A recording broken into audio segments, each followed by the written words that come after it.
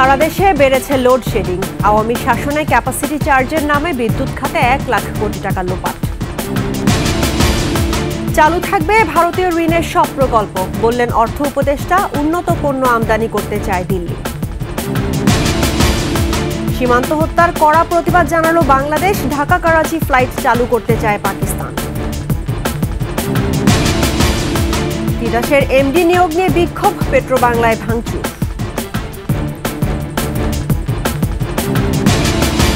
ডিএসসির পর্ষদ পুনর্গঠনের শুরুতেই হোঁচট, একাধিক পরিচালক নিয়োগে আইন লঙ্ঘন।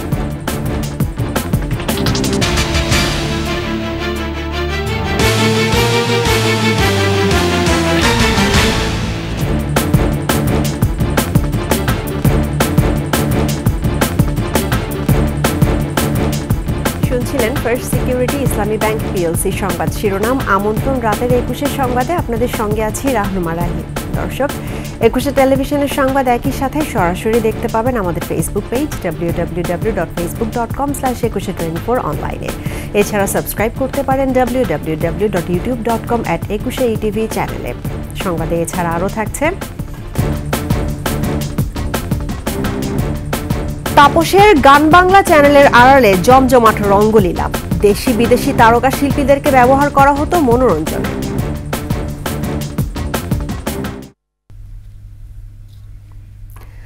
ঘণ্টার পর ঘণ্টা বিদ্যুৎ নেই, গরমে নাভিশ্বাস শিশু ও বয়স্কদের। ব্যবসা বাণিজ্যে পড়েছে বিরূপ প্রভাব। দিনাজপুরে 525 মেগাওয়াট উৎপাদন ক্ষমতার বড় পুকুরিয়া তাপবিদ্যুৎ কেন্দ্র এখনও সচল হয়নি। পুরোপুরিভাবে বন্ধ বিদ্যুৎ কেন্দ্রটি 3টি ইউনিটের উৎপাদন, ফলে প্রতিদিনই বাড়ছে লোডশেডিং। প্রতিনিধির তথ্যচিত্রে বিস্তারিত ডেস্ক রিপোর্টে। একদিকে গরমে হাঁসফাঁস, অন্যদিকে বিদ্যুতের ভেলকিবাজি। এই আছে এই নাই, অতিষ্ঠ জনজীবন। গেল কয়েকদিন ধরেই উত্তরাঞ্চল সহ দেশের বিভিন্ন জেলা লোডশেডিংয়ের কবলে। সোমবার থেকে দিনাজপুরের বড়পুকুরিয়া বিদ্যুৎ কেন্দ্রটির সবকটি ইউনিট বন্ধ থাকায় ভোগান্তি আরও বেড়েছে। বিদ্যুৎ এই আছে এই নাই, 10 মিনিট বিদ্যুৎ দেয়, 1 ঘন্টা বিদ্যুৎ নাই। বাচ্চারা অতিষ্ঠ বা কারেন্ট না থাকার জন্য পড়াশোনা করতে পারতেছে না। এই আসে এই যায়, 1 ঘন্টা থাকে, 3-4 ঘন্টা নাই, আধা ঘন্টা থাকে, 2 ঘন্টা নাই।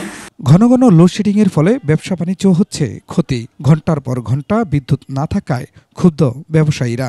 4-5 দিন থেকে প্রচুর পরিমাণে লোডশেডিং হচ্ছে, যার কারণে আমাদের স্বাভাবিক জীবনযাত্রাও ব্যাহত হচ্ছে। এখানে যে গরম, যে অবস্থা, তাতে আমাদের জন্য ব্যবসা করা খুব ভয়ঙ্কর হয়ে দাঁড়ায়। লোডশেডিং এর বিরূপ প্রভাব পড়েছে সিরাজগঞ্জের তাঁতপল্লীতেও। আগে দিনে 20 লাখ পিস শাড়ি, লুঙ্গি, গামছা, ধুতি উৎপাদন হলেও এখন তা নেমেছে অর্ধেকে। 4-5 ঘন্টা কারেন্ট থাকে, এই যে একবারে বন্ধ সব ফ্যাক্টরি। এমনি বেচা কেনা নাই, তারপরে কারেন্ট নাই। সপ্তাহে 4,500-5,000 টাকা ইনকাম হইতো, এখন 2500 টাকা 2,000 টাকা ইনকাম, এখন অর্ধেকে নেমে গেছে। এ নিয়ে ক্যামেরার সামনে কথা বলতে রাজি হননি বিদ্যুৎ বিভাগের কর্মকর্তারা। তারা জানান, চাহিদার তুলনায় সরবরাহ কম থাকায় লোডশেডিং এর মাধ্যমে পরিস্থিতি সামাল দেওয়ার চেষ্টা করা হচ্ছে। এদিকে চট্টগ্রামে সামিট গ্রুপের প্রাকৃতিক গ্যাস সরবরাহ বন্ধ থাকায় বিদ্যুৎ উৎপাদন কমেছে, ফলে ব্যাহত হচ্ছে শিল্প কারখানার উৎপাদন। পিডিবির কর্মকর্তারা জানান, 3 মাস ধরে বন্ধ রয়েছে সামিটের মালিকানাধীন টার্মিনালটি। খুরশিদ আলম মুকুল, ডেস্ক রিপোর্ট, 21 টেলিভিশন। এদিকে বিদ্যুৎ পরিস্থিতি স্বাভাবিক হতে সময় লাগবে বলে জানিয়েছেন অর্থ বাণিজ্য উপদেষ্টা ডক্টর সালেউদ্দিন আহমেদ। সকালে ক্রয় সংক্রান্ত উপদেষ্টা পরিষদের সভায় এ বিষয়ে কথা বলেন তিনি। বিদ্যুতের জ্বালানির ব্যাপারে আলাদাভাবে যে প্রপোজালগুলো আসছে আমাদের কাছে, ইভেন এলএনজি ইম্পোর্ট বা অন্যান্য জ্বালানি, সেগুলো আমরা কোনো ব্যাপারে এগুলো আটকাচ্ছি না। ইম্পর্টেন্ট জিনিসগুলো যেগুলো আমরা সবসময় এগুলো আমরা অ্যাপ্রুভ করে দিচ্ছি। আমাদের যতই ইচ্ছা হোক, ফরেন এক্সচেঞ্জ কনস্ট্রেন্ট থাকুক, কিন্তু আমরা এগুলো দ্রুত যেন এগুলো পারচেজ করা হয়। বিদ্যুৎ খাতে উন্নয়নের চেয়ে লুটপাটেই বেশি মনোযোগ ছিল ক্ষমতাচ্যুত হাসিনা সরকারের। নিরবচ্ছিন্ন বিদ্যুৎ সরবরাহের নামে একের পর এক বিদ্যুৎ কেন্দ্র নির্মাণ করে খাতটিকে চরম দুর্নীতিগ্রস্ত করা হয়। ক্যাপাসিটি চার্জের নামে 1 লাখ কোটি টাকার বেশি হাতিয়ে নেয় বিদ্যুৎ খাতের মাফিয়া সিন্ডিকেট। সঞ্জয় অধিকারের ধারাবাহিক রিপোর্টের আজ দেখুন প্রথম পর্ব। বলেন যে রিজার্ভ রক্ষা করতে হবে, তাহলে আমি বিদ্যুৎ কেন্দ্র বন্ধ করে দিই। আমাকে বেশি কথা বললে সব বন্ধ করে দিয়ে বসে থাকবো। বিদ্যুৎ খাতের অনিয়ম নিয়ে কেউ কথা বললে এভাবেই হুমকি দিতেন সাবেক প্রধানমন্ত্রী শেখ হাসিনা। কোনো প্রকার প্রতিযোগিতা ছাড়াই শতাধিক বিদ্যুৎ কেন্দ্র নির্মাণ করেছে ক্ষমতাচ্যুত হাসিনা সরকার। বিদ্যুৎ কেন্দ্রগুলো পেয়েছেন শেখ হাসিনার ঘনিষ্ঠ জনেরা। যেভাবে পাওয়ার প্ল্যান্ট দেওয়া হয়েছে এটা কিন্তু সঠিক হয়নি। কেউ একটা ছক্কা মেরে দিল, তাকে একটা পাওয়ার প্ল্যান্ট উপহার দিল। কেউ একটা সেঞ্চুরি করে দিল, তাকে একটা পাওয়ার প্ল্যান্টের উপহার দিল, তাকে একটা এমপিশিপ দিয়ে দিল। এইভাবে আমাদের দেশ পরিচালিত হয়েছে। এই যে ইকোনমিক সেক্টর ব্যাংক ট্যাঙ্ক যত বড় একটা ইয়ে করেছে, the energy is an equally big burden and liability. পছন্দের ব্যবসায়ীদের বিনা দরপত্রে কাজ দিতে 2010 সালে করা হয় বিদ্যুৎ ও জ্বালানির দ্রুত সরবরাহ বিশেষ আইন। ওই বছরই 32টি কুইক রেন্টাল কেন্দ্র নির্মাণের অনুমতি দেয়া হয়। পরে আরও 72টি রেন্টাল ও আইপিপি কেন্দ্র অনুমতি পায়।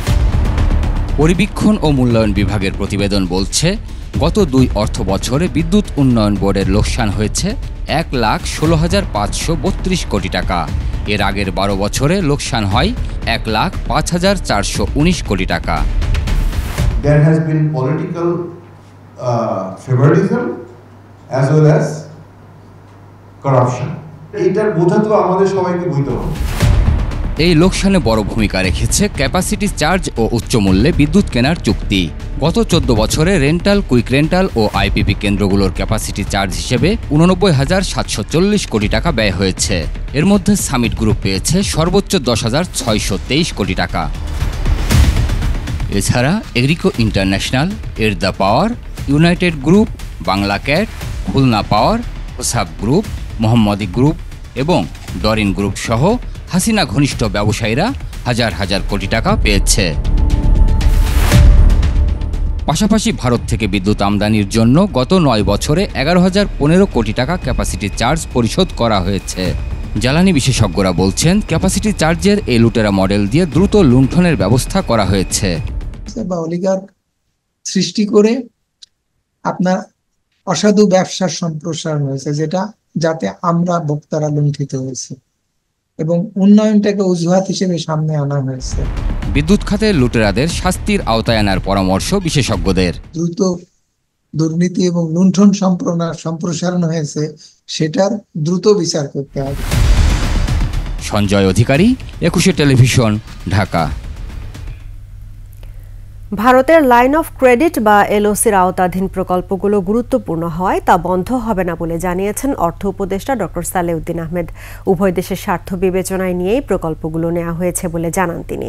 অন্যদিকে ভারতীয় হাইকমিশনার প্রণয় কুমার ভার্মা জানিয়েছেন, প্রকল্প বাস্তবায়নে ভারত থেকে বাংলাদেশকে দেয়া ঋণের অর্থ ছাড়ে কোনো সমস্যা নেই। আশুগঞ্জ আখাউড়া সড়কের মতো কিছু প্রকল্পের ঠিকাদার ভারতে চলে গেলেও দ্রুতই ফিরে আসবে বলেও আশ্বস্ত করেছেন প্রণয় ভার্মা। রিপোর্টে আরও জানাচ্ছেন প্রণব চক্রবর্তী। অর্থ উপদেষ্টা হিসেবে দায়িত্ব নেয়ার পর ডক্টর সালেউদ্দিন আহমেদের সঙ্গে প্রথমবারের মতো সচিবালয়ে সৌজন্য সাক্ষাৎ করেন ভারতীয় হাইকমিশনার প্রণয় কুমার ভার্মা। নিজ দপ্তরে 2 দেশের দ্বিপাক্ষিক নানা ইস্যুতে প্রায় 40 মিনিটের আলোচনা শেষে অর্থ উপদেষ্টা জানান, বাংলাদেশের সঙ্গে কূটনৈতিক ও অর্থনৈতিক সম্পর্ক আরও জোরদার করতে চায় Bharat. Science and technology cooperation is very, very important.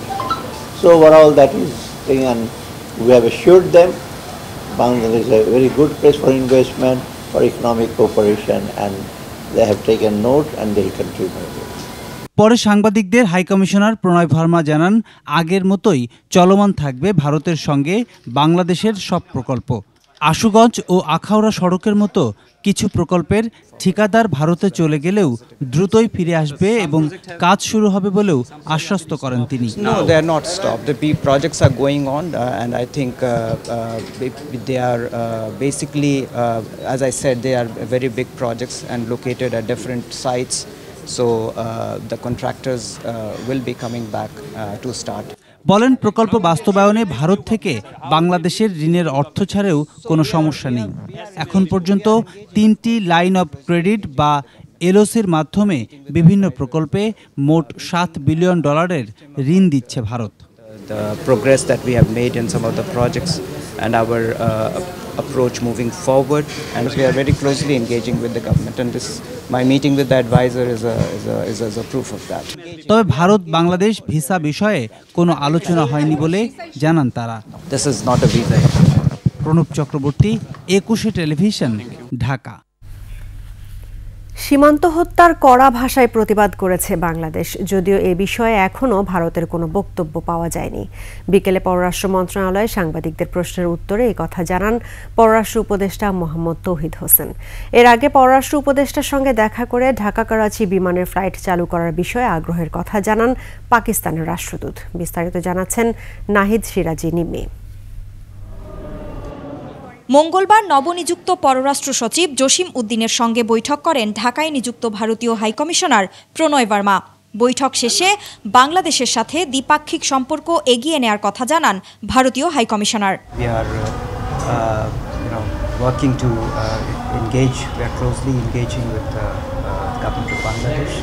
সীমান্ত হত্যাকাণ্ড নিয়ে প্রশ্ন করা হলে হাইকমিশনার বিষয়টি এড়িয়ে যান।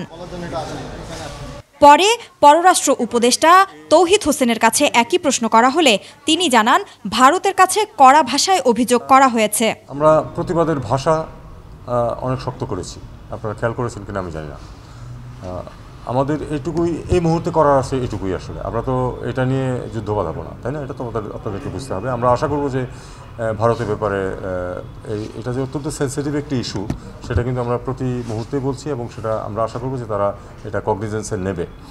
এর আগে পররাষ্ট্র উপদেষ্টার সঙ্গে সৌজন্য দেখা করেন পাকিস্তানের রাষ্ট্রদূত। পাকিস্তানের হাইকমিশনার এসেছিল একেবারেই কার্সি দেখা করতে। প্রথম আমার সাথে আসলে তো আমি তো কয়েকদিন পরে দেশের বাইরে গেছিলাম, কাজে সে তখন সে চেয়েছিল কিন্তু সময় দিতে পারিনি, এই জন্য তাকে সময় দিয়েছে। এটা একেবারে সে বলেছে, আমি বলেছি তারা বিমানের সাথে এ নিয়ে যোগাযোগ করছে, এটা কমার্শিয়াল ভিত্তিতে হবে, যদি হয় আমাদের তো কোনো সমস্যা নেই। নাহিদ সিরাজি নিম্মি, 21 টেলিভিশন, ঢাকা। বৈষম্য বিরোধী ছাত্র আন্দোলনে নিহত শিক্ষার্থী ফারহান ফায়াজ হত্যার ঘটনায় শেখ হাসিনা সহ 54 জনের বিরুদ্ধে গণহত্যার অভিযোগ আনা হয়েছে। ট্রাইব্যুনালের প্রসিকিউশন টিমের কাছে প্রথমবারের মতো অভিযোগ দাখিল করে দ্রুত বিচার দাবি করে ফায়াজের পরিবার। বিস্তারিত জানাচ্ছেন শাকের আরজু। গেল 18 জুলাই ধানমন্ডি 27 নম্বরে কোটা আন্দোলনকারীদের সঙ্গে পুলিশের দফায় দফায় সংঘর্ষ হয়। পরে ধানমন্ডির রানা প্লাজার পাশের মোড় থেকে সংঘর্ষ ছড়িয়ে পড়ে অন্যান্য এলাকায়। সেই সময় নিহত হন রেসিডেন্সিয়াল মডেল কলেজের একাদশ শ্রেণীর ছাত্র ফারহান ফায়াজ। মঙ্গলবার ফায়াজের বাবা শহীদুল ইসলাম ভূঁইয়া আন্তর্জাতিক অপরাধ ট্রাইব্যুনালের প্রসিকিউশনে অভিযোগ দাখিল করেন। পরে তারা সংবাদ মাধ্যমের সঙ্গে কথা বলেন। আমার একমাত্র ছেলের হত্যার বিচারের জন্য আমি আদালতের শরণাপন্ন হয়েছি। উপযুক্ত শাস্তি যারা খুন করেছে ফাঁসি হোক। ভাইয়া চলে যাওয়ার পর থেকে আমি আমার নরমাল লাইফে ব্যাক করতে পারিনি। এ সময় চিফ প্রসিকিউটর জানান অভিযুক্তদের বিরুদ্ধে গণহত্যা ও মানবতা বিরোধী অপরাধের অভিযোগ আনা হয়েছে।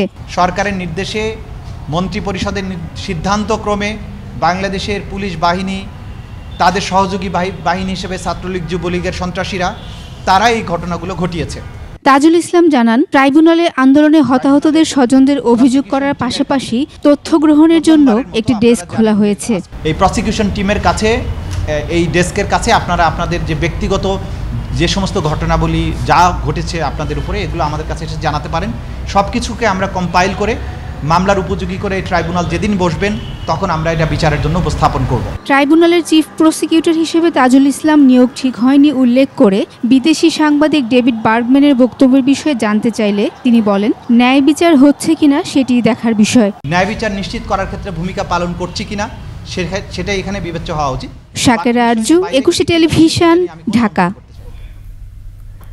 পলাতক বা আত্মগোপনে থাকা আওয়ামী লীগ নেতাকর্মীদের দ্রুত আইনের আওতায় আনতে পরামর্শ দিয়েছেন আইনবিদরা। ভারতের সাথে বন্দি বিনিময় চুক্তি থাকায় সেখানে থাকা পলাতকদের ফিরিয়ে আনতে বাধা নেই। আর পশ্চিমা সহ অন্যান্য দেশে পালিয়ে থাকাদের বিষয়ে কূটনৈতিক চেষ্টার কথা বললেন আইনজ্ঞরা। শাকের আরজুর আরও একটি রিপোর্ট।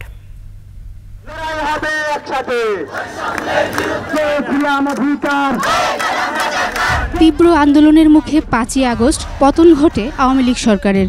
সেদিনই দেশ ছেড়ে ভারতে যান দলটির সভাপতি শেখ হাসিনা। গা ঢাকা দেন সরকারের মন্ত্রী, এমপি সহ নীতি নির্ধারণী পর্যায়ের ব্যক্তিরা। কেউ কেউ আশ্রয় নেন সেনা হেফাজতে। সেনাপ্রধান ওয়াকারুজ্জামান বলেছিলেন, কারো জীবননাশের আশঙ্কার কারণে আশ্রয় দেওয়া হয়েছে, তবে তাদের বিরুদ্ধে কোনো অভিযোগ থাকলে, মামলা হলে অবশ্যই তারা শাস্তির আওতায় যাবেন। তাদের বিরুদ্ধে যদি কোনো অভিযোগ থাকে, মামলা হয়, অবশ্যই তারা শাস্তির আওতায় যাবেন। ওবায়দুল কাদের সহ বেশ কয়েকজন মন্ত্রী, এমপির নামে হত্যা মামলা, মানবতাবিরোধী অপরাধ ও গণহত্যার অভিযোগ রয়েছে আন্তর্জাতিক অপরাধ ট্রাইব্যুনালের তদন্ত সংস্থায়। পলাতক বা আত্মগোপনে থাকা ব্যক্তিদের ক্ষেত্রে আইন কি বলে, প্রশ্ন ছিল আইনবিদদের কাছে। গ্রেপ্তারি পরোয়ানা জারি করার পরে যদি কোনো সময় কোনো কোর্ট মনে করে যে তাকে বিদেশ থেকে ধরে আনা দরকার, তখন ইন্টারপোলের সাহায্য নেবে। বাংলাদেশের বন্দি বিনিময় চুক্তি আছে শুধু ভারতের সাথে, অন্য কোনো দেশে থাকলে বন্দি বিনিময় চুক্তির বাধ্যবাধকতা নেই। পুরোটাই নির্ভর করে কূটনৈতিক চেষ্টার উপর। অন্যান্য দেশগুলোর সাথে যেসব পশ্চিমা দেশে তারা পালিয়ে গেছেন বলে আমরা জানতে পারছি বা শুনছি, তাদের সাথে আসলে কোনো বন্দি বিনিময় চুক্তি নেই। ফলে তারা বন্দি বিনিময় করতে হবে বা এখানে একটা মামলা হলে তাদেরকে ফেরত পাঠাতে হবে, এটার কোনো বাধ্যবাধকতা নেই। ভারতের সঙ্গে বন্দি বিনিময় চুক্তি আছে তো। সেভেন সিস্টারের একজন যে এখানে আমাদের এখানে ছিল, তাকে ভারত বন্দি বিনিময় চুক্তির মাধ্যমে সে নিয়ে গেল না। তবে আইনে বলা আছে, ফৌজদারি মামলার আসামি পলাতক থাকলে পত্রিকায় বিজ্ঞপ্তি দিয়ে তাদের বিরুদ্ধে মামলা চলতে আইনগত বাধা নেই।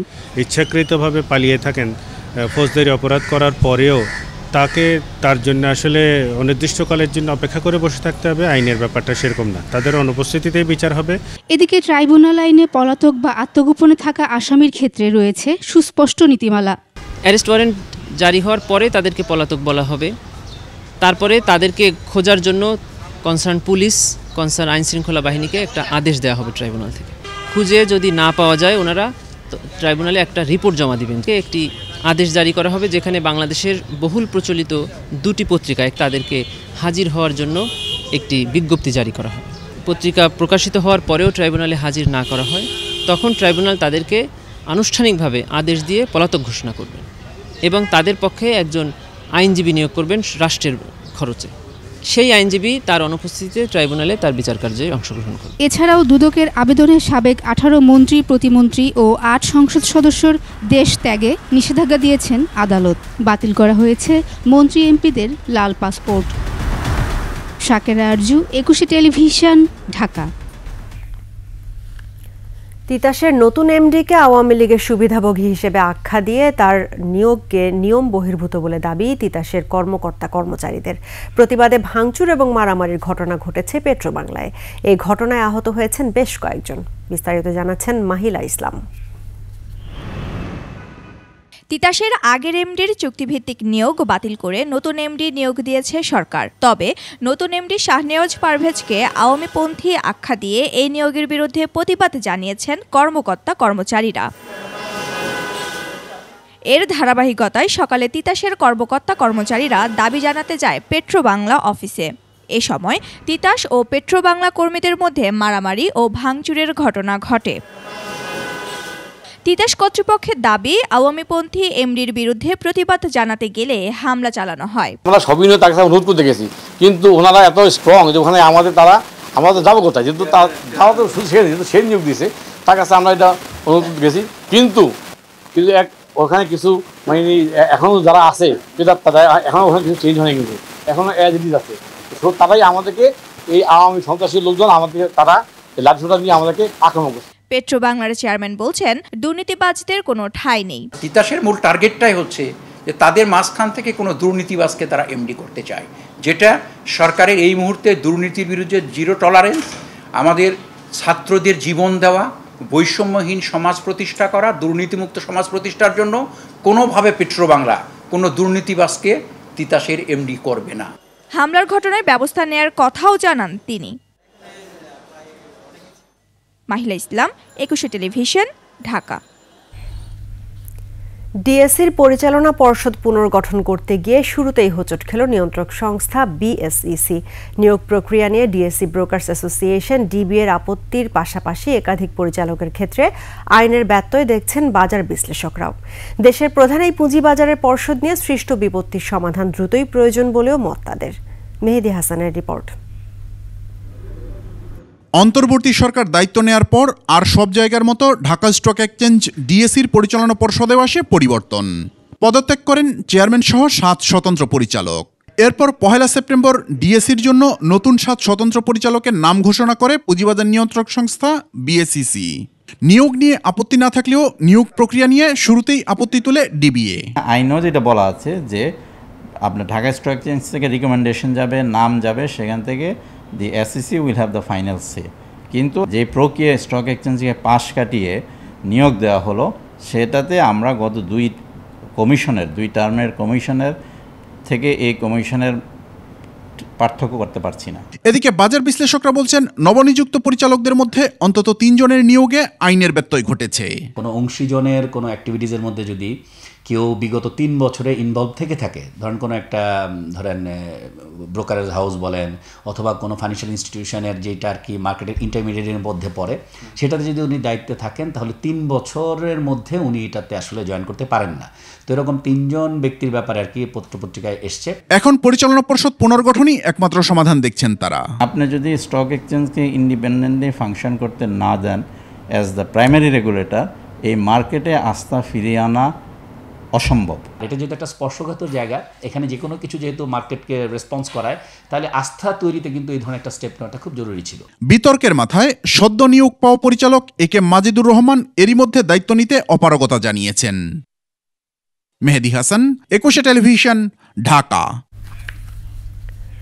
তাপসের গান বাংলা চ্যানেলে গানের আড়ালে চলতো জমজমাট রঙ্গলীলা। দেশি বিদেশি তারকা শিল্পীদেরকে ব্যবহার করা হতো প্রভাবশালী ব্যবসায়ী, কূটনৈতিক ও রাজনীতিবিদদের মনোরঞ্জনের জন্য। গুলশান বনানীর বিভিন্ন এসকর্ট বাণিজ্যের হোতা এই কৌশিক হাসান তাপস বিভিন্ন সময়ে ভুক্তভোগী নারীরা এসব নিয়ে অভিযোগও করেছিলেন তাপসের বিরুদ্ধে। আদিত্য মামুনের রিপোর্ট।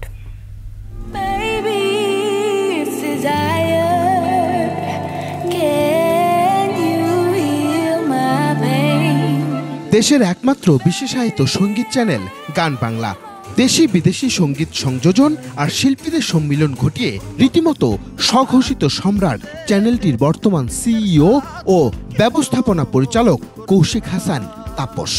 পাশাপাশি বসে থাকে, মাঝে মধ্যেই তার চ্যানেলে দেখা মেলে বিদেশি শিল্পী যন্ত্রীদের পরিবেশনা। তাপস ও তার প্রভাবশালী স্ত্রী মুন্নির ক্ষমতার বিস্তার বিশ্বব্যাপী। সানি লিওনকে উড়িয়ে আনা হয় তার অনুষ্ঠান মাতাতে।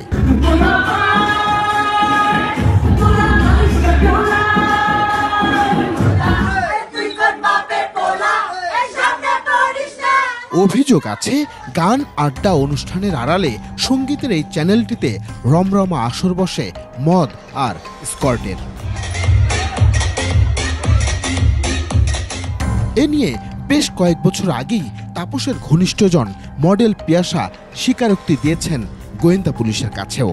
ওদের একটা আস্তানা আছে গান বাংলার উপরে, এবং তাপসের বাসায় এরকম ড্রিঙ্ক করে, পার্টি করে, হ্যাঁ, আর অনেক সিঙ্গাররা আসে, মেয়েরা আসে। গান বাংলার যে তাপস বাইরে থেকে ফরেনার যে ইয়েগুলো আনে, আর্টিস্ট আনে, ওদেরকেও সাপ্লাই দেয়। পলিটিক্যাল একটা ব্যাকগ্রাউন্ড আছে। গান বাংলায় যাতায়াত করা নায়িকা পরিমণি ও ঢাকায় 3 মডেল নায়িকার এমন কর্মকাণ্ডে জড়িত থাকার কথা জানিয়েছেন 21 টেলিভিশনকে। আই থিংক আপনি বুবলিকে আর মাহিকে ফোন দিতে পারেন। আমি তো রিসেন্টলি তার সাথে আমার কথা হয় না, দেখা হয় না, যোগাযোগ নেই। এই দুজনের কাছে জানতে পারেন, কারণ নায়িকা হিসেবে ওনাদের আসা যাওয়া এখন ইদানিং খুব বেশি আমিও দেখেছি। হয়তো আপনারা নজর করলে আপনারাও দেখতে পারবেন। সঙ্গীত বিনিময় আর নির্মাণের নামে মূলত বিদেশি কিছু নারী শিল্পীদের ব্যবহার করতেন তাপস। একই দশা হতো দেশি শিল্পীদেরও।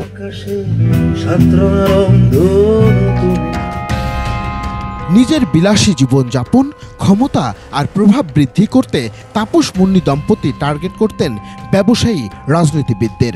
তাদের সাথে সখ্য গড়ে তুলতে দাবার চাল হিসেবে ব্যবহার করতেন কখনো বিদেশি, কখনো দেশি তারকা মডেল সঙ্গীত শিল্পীদের।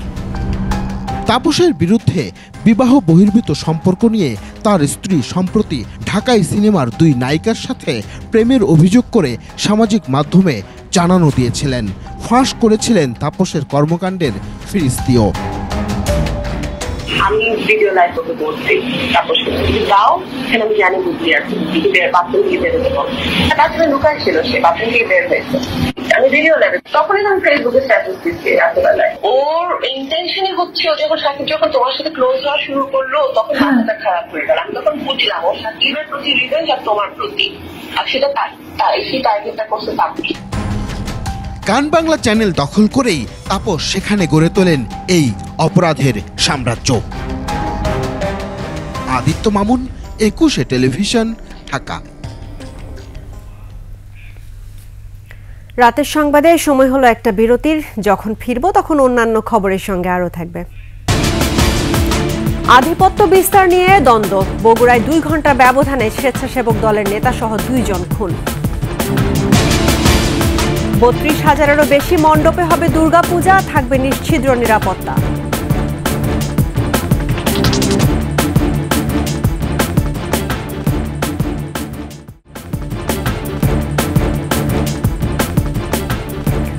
আবারও আমন্ত্রণ রাতের 21 সংবাদে। বাংলাদেশের অন্তর্বর্তী সরকারের প্রতি পূর্ণ সমর্থন জানিয়েছে নেদারল্যান্ডস। বাংলাদেশে নবনিযুক্ত নেদারল্যান্ডসের রাষ্ট্রদূত ইরমা ভ্যান ডুরেন প্রধান উপদেষ্টা অধ্যাপক ডক্টর মোহাম্মদ ইউনুসের সঙ্গে সৌজন্য সাক্ষাৎ করেন। সে সময় তিনি জানান তার দেশ কৃষি, সামুদ্রিক সম্পদ, শিল্প, যুব জ্ঞানভিত্তিক অর্থনীতি, শ্রম, পরিবেশ এবং বন্যা ব্যবস্থাপনা সহ বিভিন্ন ক্ষেত্রে বাংলাদেশের সাথে সম্পর্ক জোরদার করতে আগ্রহী। অধ্যাপক ইউনুস বলেন, বর্তমান সরকার শিক্ষা, অর্থনীতি, শ্রম খাত, নির্বাচন কমিশন, বিচার বিভাগ, বেসামরিক প্রশাসন ও ব্যবসায় পরিবেশ প্রতিটি ক্ষেত্রে গুরুত্বপূর্ণ সংস্কার কার্যক্রম বাস্তবায়নে প্রতিশ্রুতিবদ্ধ। সাক্ষাৎকালে রোহিঙ্গা সংকটের বিষয়ে আলোচনায় উঠে আসে।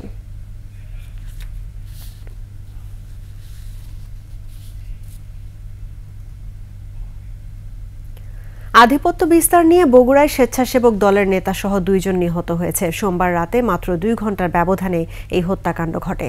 হত্যাকাণ্ডের ভিডিও ধারণ করতে গিয়ে আহত হয়েছেন 2 সাংবাদিক। বগুড়া প্রতিনিধি আবুল কালাম আজাদের তথ্যচিত্রে ডেস্ক রিপোর্ট।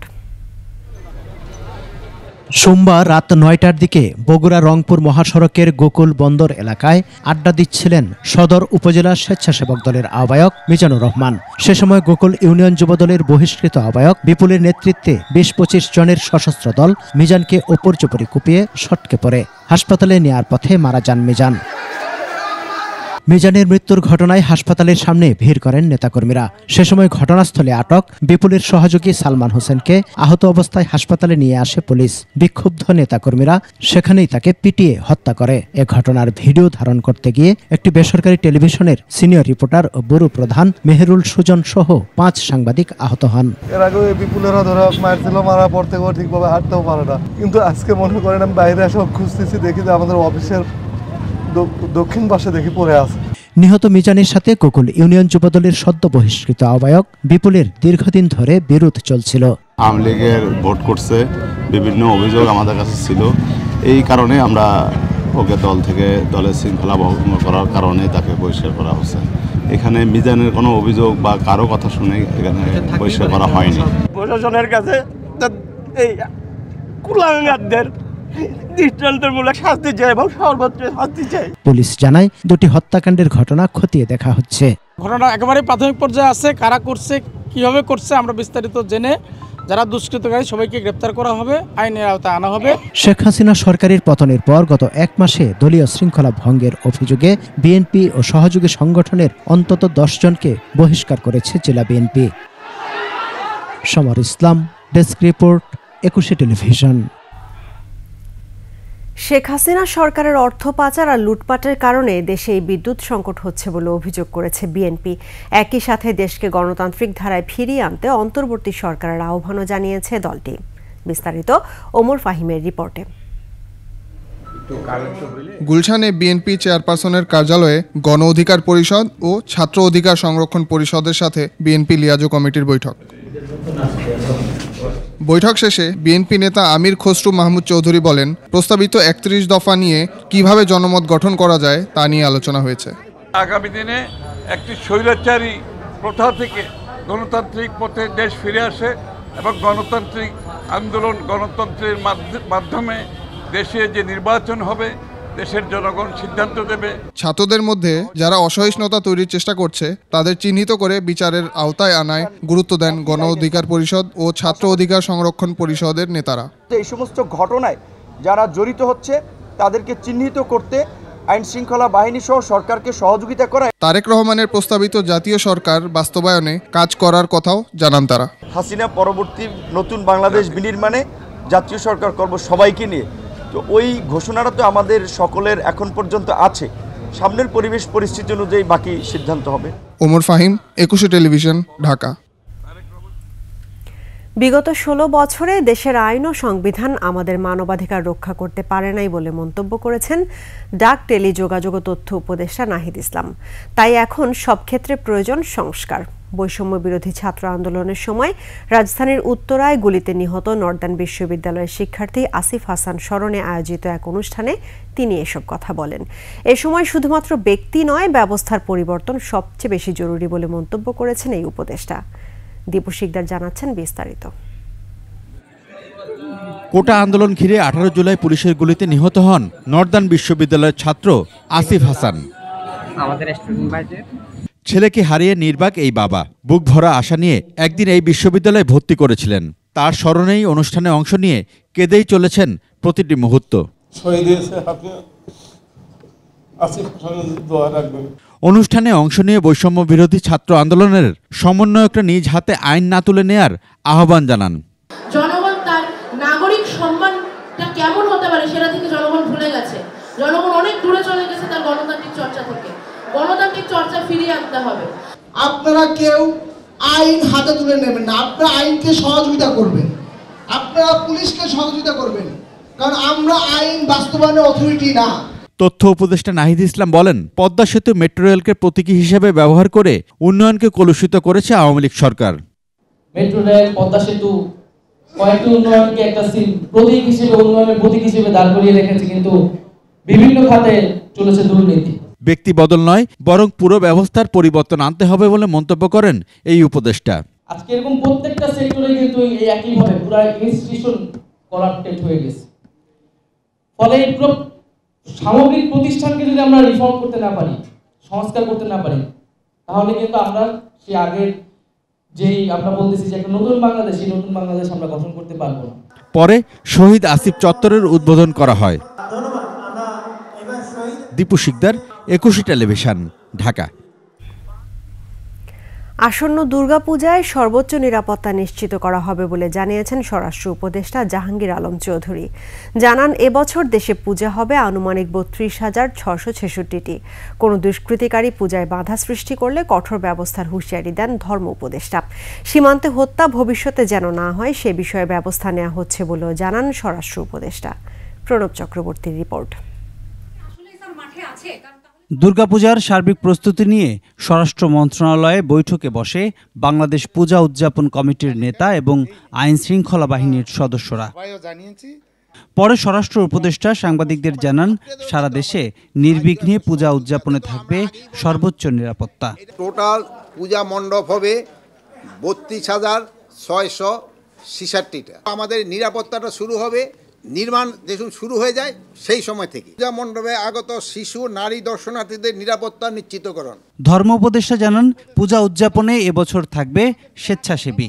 কোনো দুষ্কৃতকারী, কোনো ক্রিমিনাল এখানে যদি পূজা কার্যক্রমে, উৎসবে কোনো ধরনের বাধা সৃষ্টি করে, তাহলে আমরা আমাদের এই গভর্নমেন্ট অন্তর্বর্তীকালীন সরকার তাদেরকে কঠোর হস্তে দমন করবে। মাদ্রাসার ছাত্ররা আমাকে বলেছেন যে পূজা কমিটি যদি চান তারা স্বেচ্ছাসেবক হিসেবে তারা কাজ করতে সম্মত আছেন।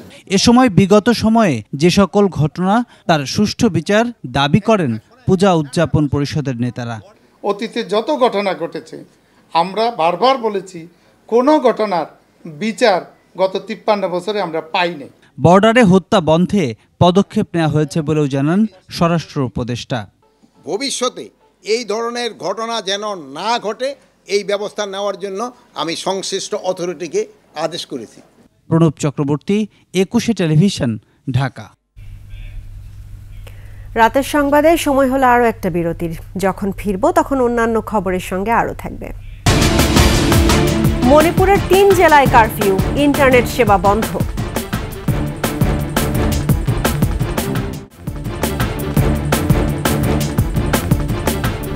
আমন্ত্রণ আরও একবার রাতের 21 সংবাদে। এ পর্যায়ে বাণিজ্য সংবাদ।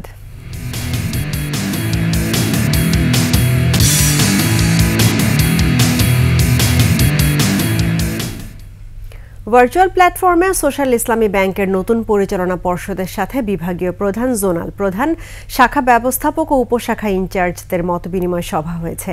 সভায় ব্যাংকের চেয়ারম্যান অধ্যাপক ডক্টর এম সাদিকুল ইসলাম বলেন, নতুন পরিচালনা পর্ষদের নেতৃত্বে ব্যাংকে সুশাসন ফিরে আসবে। উপস্থিত ছিলেন চেয়ারম্যান অধ্যাপক ডক্টর এম সাদিকুল ইসলাম, পরিচালনা পর্ষদের সদস্য মাকসুদা বেগম, আনোয়ার হোসেন, মোর্শেদ আলম খন্দকার, ব্যবস্থাপনা পরিচালক মোহাম্মদ ফোরকানুল্লাহ সহ ঊর্ধ্বতন নির্বাহীরা।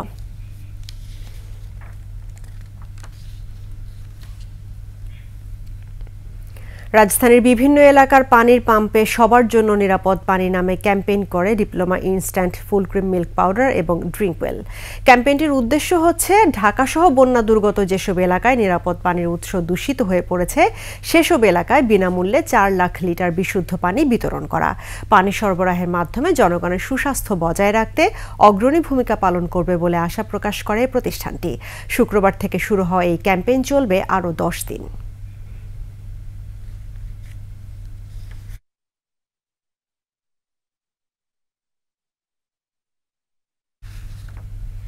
এবার আন্তর্জাতিক সংবাদ।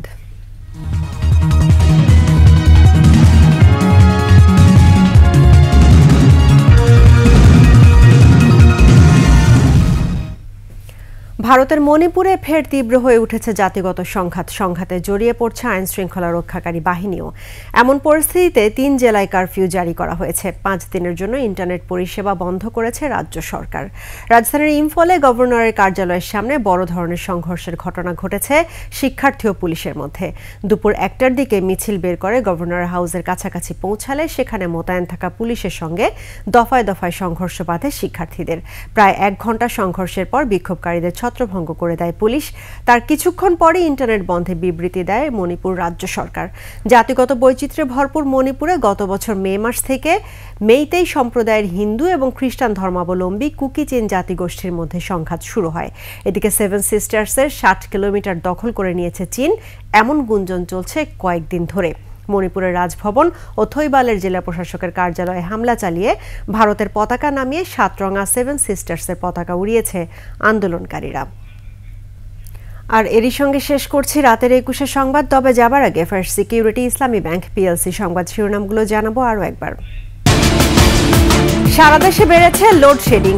আওয়ামী শাসনে ক্যাপাসিটি চার্জের নামে বিদ্যুৎ খাতে 1 লাখ কোটি টাকা লোপাট।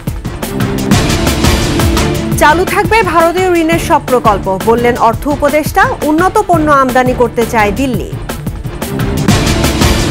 সীমান্ত হত্যার কড়া প্রতিবাদ জানালো বাংলাদেশ। ঢাকা করাচি ফ্লাইট চালু করতে চায় পাকিস্তান। তিতাসের এমডি নিয়োগ নিয়ে বিক্ষোভ, পেট্রো বাংলায় ভাঙচুর।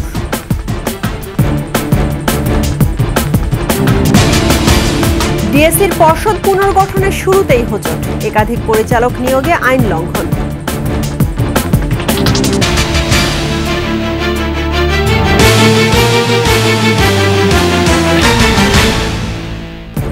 দর্শক, 21 সর্বশেষ খবর জানতে ডায়াল করুন 2021 নম্বরে, আর ভিজিট করুন 21-tv.com ওয়েবসাইটে। ফেসবুকে ভিজিট করতে পারেন www.facebook.com/2124 অনলাইনে। এছাড়া সাবস্ক্রাইব করতে পারেন www.youtube.com/21etv চ্যানেলে। এতক্ষণ সঙ্গে থাকার জন্য ধন্যবাদ। আমাদের পরবর্তী সংবাদ আয়োজন রাত 12টা 55 মিনিটে দেখার আমন্ত্রণ রইল। 21-এর সঙ্গেই থাকুন।